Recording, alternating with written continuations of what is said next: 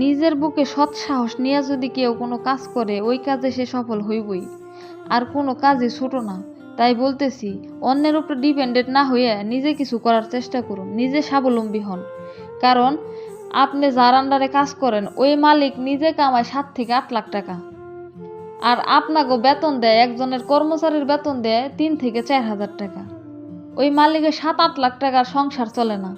কিন্তু মালিকের ধারণা হইছে আমি যেই কর্মচারীর 3 থেকে 4 হাজার টাকা বেতন দিই, ওই কর্মচারী এই টাকা দিয়া সে এদিক সেদিক লাখ লাখ টাকা কোটি কোটি টাকা জমাই ফেলাইছে, সে সচ্ছলভাবে চলতেছে, তার অনেক টাকা হয়ে গেছে।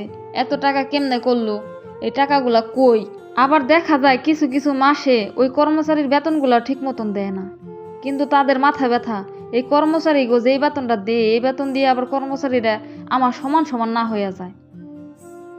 এত চিন্তাধারা আপনাদের খারাপ কেন?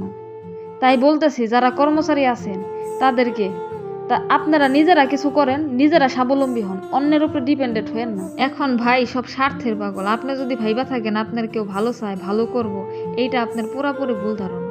সবাই সবার স্বার্থ নিয়ে আছে, স্বার্থ শেষ সবকিছু শেষ।